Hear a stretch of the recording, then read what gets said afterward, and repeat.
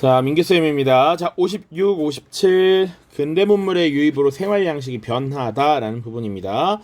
이전차시 진단평가 보면 1883년 개정된 조일통상장정의 규정을 바탕으로 곡물의 수출을 금지하고자 내린 명령, 과연 무엇이냐? 방공령이죠. 그러니까 당시에 일본 상인들이 조선에서 쌀을 굉장히 많이 사갔습니다. 쌀뿐만 아니라 다른 곡식도 마찬가지예요. 그래서 곡식 유출이 심화되면서 조선 내부의 쌀값이 크게 오르고 식량 사정이 악화됐다. 그것을 막기 위해서 새롭게 개정된 이 조일통상장정이 담고 있는 내용 중에 하나가 방공령이었죠. 하나 더 뭐가 있을까? 관세 조항을 신설했고요. 그리고 우리에게 불리한 조항 하나 더 들어갔지. 일본에게도 최혜국 대우를 부여한다 라는 것 같이 기억해야 됩니다. 1907년에 시작된 국제보상운동은 국민이 성금을 모아서 일본에 진 빚을 갚고 국권을 회복하자. 그래서 이것을 경제적 구국운동이다 라고 이야기도 한다 라고 했죠. 경제적 구국운동. 자, 그래서 오늘은 이제 근대 문물의 유입으로 생활이 어떻게 변했는가를 보는 겁니다. 선생님, 그래서 대략 어떤 것들이 어느 시기에 들어왔는지, 우리 삶에 어떤 변화를 끼쳤는지 한번 살펴보자 라고 했습니다. 개념 정리 1번입니다. 전신, 우편, 전화. 첫 번째 전신 보시면 전신은 전기 신호로서 의사소통을 하도록 하는 거다 이렇게 얘기했고요. 나가사키와 부산을 잇는 해저전선이 먼저 개통되면서 그 이후에 청나라와도 연결이 되고요. 그러면서 국제통신망이 구축이 되었다. 그리고 이것을 관리하기 위해서 전보사라고 하는 것을 설치했습니다. 1885년이 되겠습니다. 전보사. 자, 그 다음 우편 보시면 갑오개혁 이후에 재개되었다라고 돼 있어요. 자, 원래 우편이라고 하는 거 언제 시작하려고 했었냐면 1884년 갑신정변 당시에 우정총국 개국 축하연을 열려고 했었죠. 이때 우편 업무를 원래 시작하는 날이었는데 이날 급진개합파 세력이 지금 정변을 일으켰다라는 것이죠. 그치? 자, 그래서 일시적으로 중단됩니다. 이 우편 업무를 시작해야 되는 날 중대한 사건이 발생했기 때문에 정지되었고 갑오개혁 이후에 재개됐어. 특히 구체적으로 따지면 3차입니다. 3차. 그래서 우체사라고 하는 기구를 설립하고요. 1900년부터는 국제우편 업무를 시작했다. 이렇게까지 나와 있습니다. 자, 전신, 우편 봤으니까 그 다음 뭐겠어요? 바로 전화가 되겠죠. 전화. 경운궁에 최초로 설치가 되었습니다. 경운궁이라고 하는 궁궐도 한번 봐야겠지. 경운궁은 고종이 러시아 공사관에 도망갔다가 피신을 갔다가 환궁한 궁궐이야. 그래서 대한제국 황제가 거주하는 궁궐이었고 이 최초에 설치된 것이 1898입니다. 그러니까 1897년 2월에 환궁을 했고요. 설치가 98년에 이루어졌다라는 겁니다. 자, 그 다음 전기 관련된 거 전등 설치 경복궁에 최초로 설치되었습니다. 최초로 설치된 것이 1887년이었거든요. 그래서 새롭게 중건된 경복궁에 아직 있을 때야. 그러니까 을미사변 이후에 사실은 신변의 위협을 느낀 고종이 피신을 가기 때문에 아직 고종이라는 임금이 경복궁에 있을 때니까 이때 전등이 설치되었다.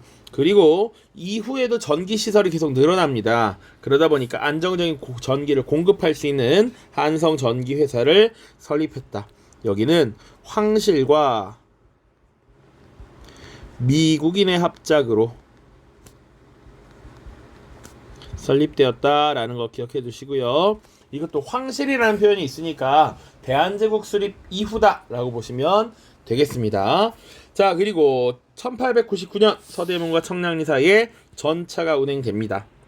자, 이 1899년 프린트에도 연도가 명시되어 있으니까 또 봐야 될 거 동일한 시기에 만들어진 경인선 1899년 같이 봐두시길 바랍니다. 자, 가로등이 설치되기도 했고요. 철도 보시면 열강의 이권 침탈 과정에서 부설됐대. 그래서 원래 시작할 때는 경인선은 미국이, 경부선은 일본이, 경의선은 프랑스가 가져가기로 했는데 결론적으로는 실제 이것들을 만든 건 다 누구다? 일본이 만들었다. 일본에 의해 부설되었다. 자, 이 철도 부설 과정에서 신기술을 도입하는데 차관을 주기도 합니다. 그래서 막대한 경제적 이익을 획득하고요. 그리고 토지도 수용할 수 있게 되죠. 일정 지역의 땅을 빼앗는 그런 모습들이 나타나니까 이런 것들이 철도를 열강히 지으려고 했던 이유들이다. 자, 그런데 이에 대한 반발도 만만치 않았습니다. 많은 토지가 철도 부지로 매입됐고요. 그리고 그 과정에서 농민들이 터전을 잃는 경우도 생겼다. 또 농민들도 공사에 강제로 동원되는 경우가 많았기 때문에 이 철도를 파손시키기 위해서, 훼손시키기 위해서 하는 행동들이 굉장히 많았습니다. 자, 그리고 이 점 보시면 육로 중심의 유통망이 확립되었다. 우리나라는 전통적으로 조선시대, 조선 후기까지만 하더라도 수운 중심 교통망이었습니다. 우리나라는 산지가 많고 지형이 험준하다 보니까 육로를 통해서 물자를 운송하는 게 굉장히 어려웠고요.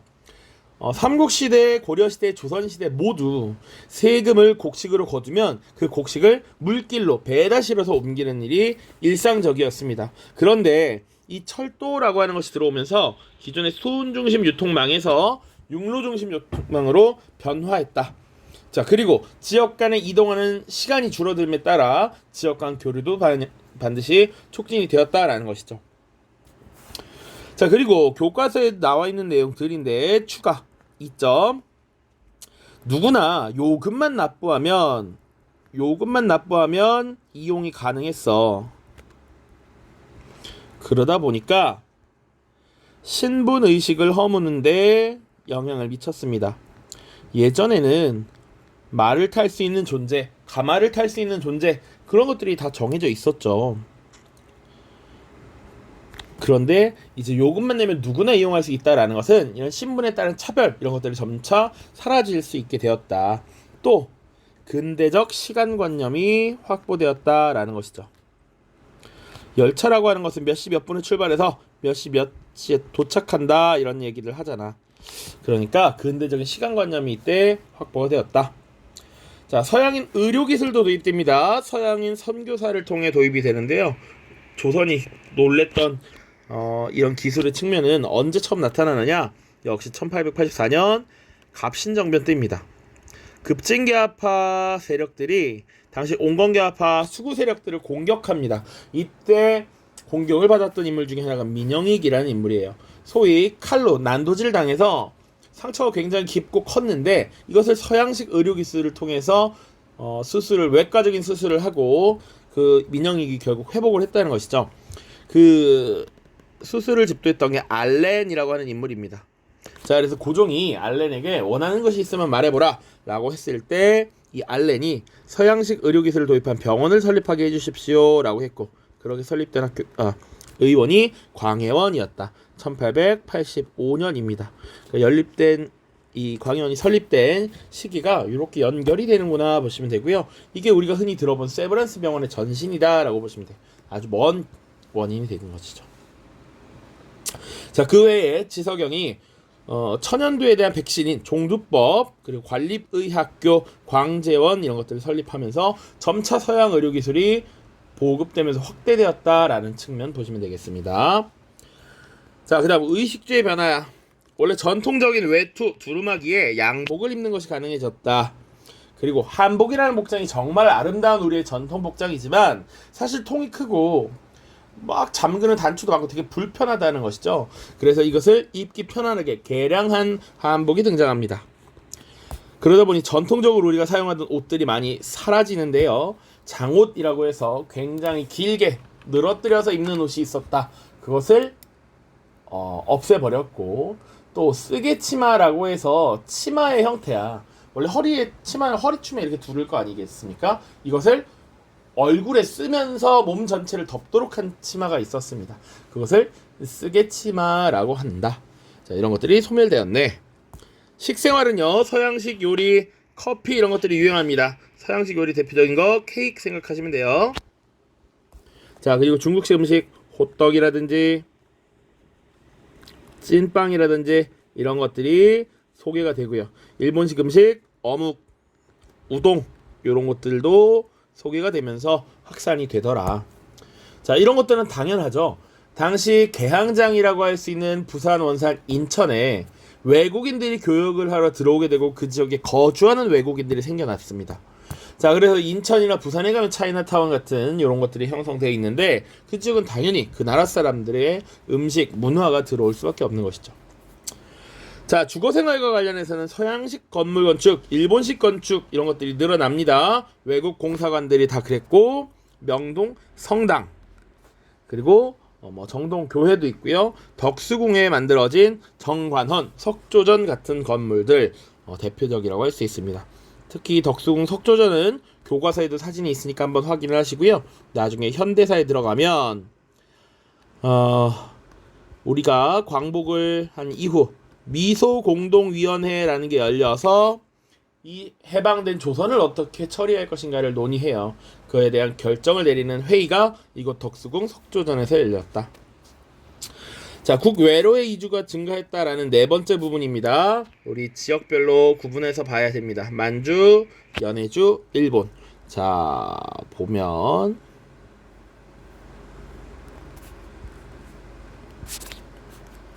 자, 이렇게 여기가 연해주, 여기가 만주, 여기 일본이 있겠죠? 자, 각지로 넘어갔다라는 겁니다. 둘 다 공통적으로 1860년대부터 이주를 시작했다. 이런 내용 기억해 두시면 되고요. 만주도 그렇고 연해주도 그렇고 1910년을 전후로 해서 한인의 집단 마을이 생겨나고 일종의 독립운동을 준비하는 이런 기지들이 건설됐다라고 보시면 됩니다. 공통점이야. 자, 일본에는 유학생들을 중심으로 이주했습니다. 당시 잘 나가는 양반집 자제들, 관리들의 자제들이 우리보다 선진적이라고 여겨졌던 일본에 공부를 하러 간다는 것이죠. 그리고 10년대 말이 되면 굉장히 일본으로 이주를 많이 합니다. 왜 그랬느냐? 1차 대전에서 일본이 승리를 해요. 승전을 하고 그리고 일본의 경제가 굉장히 호황을 이룹니다. 일본에 가서 일하면 월급도 많이 받으면서 잘 살 수 있대라는 그런 희망이 많았었죠. 그래서 넘어가는 경우가 더 늘어났다. 자, 그 다음 문학과 예술의 변화 나와 있는데 역사, 전기소설 같은 것이 있다. 특히 이 전기소설은 인물의 일대기를 다룬 것이 많다라고 했죠. 그래서 이순신, 연개소문, 을지문덕 같은 인물의 영웅담을 담은 이런 소설들이 많았다. 그리고 현실을 풍자하는 이런 성격의 소설들도 쓰여졌습니다. 대표적인 작품 안국선의 금수회의록.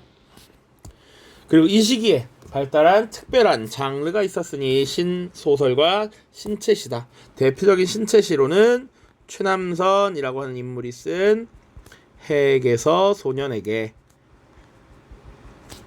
이 최남선은 조선의 정말 몇 안 되는 손꼽는 천재로 여겨졌습니다. 대단한 작품들을 써냈는데 나중에 일제 게임에 넘어가서 변절하고요. 일제의 침략전쟁에 참여할 것을 독려하는 이런 글을 쓰기도 합니다. 자, 그리고 신소설 혈의누라는 대표적인 작품 쓴 사람 인직입니다. 이인직 혹은 이혜조의 자유종 같은 작품들도 있습니다. 그 다음 창가 보시면 서양식 곡에 우리말 가사를 붙인 것, 교회에서 부르는 찬송가 같은 것들, 아니면 우리 동요 같은 것들이 이에 해당합니다. 서양식 군악대 설치, 창극 유행 보시면 되겠고요. 종교계에서도 변화가 일어나죠. 우리의 전통적인 종교라고 할 수 있는 유교와 불교가 있죠. 도교는 사실 이 조선에서 크게 성장하지 못했기 때문에 이 두 개를 중심으로 보자면, 특히나 이 유교는 사실상 조선에서 뗄래야 뗄 수 없는 학문이라고 볼 수 있죠. 종교이자 학문이에요. 자, 그런데 이 유교 중심의 조선이 지금 외침을 받으면서 흔들리고 있어. 지금 변화하는 이 세계의 질서, 문화를 따라가지 못한다라는 한계가 느껴진 것이죠. 그래서 유교와 불교 공이 모두 바뀌어야 된다. 새롭게 개혁해야 된다. 새로워져야 한다. 이런 것을 계속 주장합니다. 그래서 박은식이라는 인물이 유교 구신론이라고 하는 것을 주장했고요. 한용운이라고 하는 인물이 조선 불교 유신론이라고 하는 것을 주장했습니다. 새로운 것을 구한다라는 것이고 유신 자체도 새롭게 개혁한다 이런 의미예요. 유신. 자, 그 다음 보겠습니다. 다음 동학이죠, 동학. 1905년에 손병희 3대 교주였던 손병희가 일부 친일 세력들을 손절하고 따로 세력을 구축해서 동학을 천도교라고 이름을 고칩니다. 그리고 이 동학에서 하는 여러 활동들 이런 것들을 전달하기 위한 기관지, 잡지를 발행했는데 그것이 만세보이다. 일종의 신문 같은 성격을 가진 잡지 이렇게 생각하면 돼요. 크게 구분이 잘 되지 않는 장르라고 생각하세요. 자, 그 다음 기타 대종교라는 종교가 있습니다. 단군신앙을 중심으로 뭉치자라고 했던 종교고요. 만들었던 인물이 나철 혹은 나인형이라고도 합니다. 오기호가 중심이 돼서 만들었습니다. 이 사람도 어디서 본 적이 있죠? 오적 암살을 추진했던 자신회라고 하는 단체가 있다. 자신회. 자, 그리고 천주교에서는 주로 소학교를 건립한다든지 아니면 구빈사업, 가난한 사람들을 돕기 위한 것 혹은 사회적 약자를 돕는 고아원, 양로원 이런 것들을 세우고요. 개신교에서는 병원, 학교를 많이 건립합니다. 그래서 이화학당 그리고 교과서에 숭실학교 이런 것들이 나와 있으니까 한번 살펴보십시오. 자, 다음입니다. 자료학습 1번. 다음 자료를 보고 빈칸에 들어갈 알맞은 말을 써보자. 이게 지금 교과서에 있는 전차입니다. 한성에서 운행된 전차. 우리나라 최초의 전차는 1899년 서대문에서 청량리까지 운행되었다. 이는 황실과 미국인의 합작으로 설립한 어느 회사에서 바로 한성 전기회사에서 가설하고 운행하였다. 2번 서양 근대문물 수용에 따른 문학의 변화를 정리해보자. 20세기 초 문학에서는 새로운 경향이 나타나 안국선의 금수의 일혹과 같은 소설, 이인직의 혈의노와 같은 신소설이 쓰였습니다. 자, 이런 신소설은 주로 언문일치 문장을 이용하였고 자주독립의식을 고취하기 위한 이런 문명개화를 주요 주제로 다루었다. 이렇게 보시면 되겠습니다.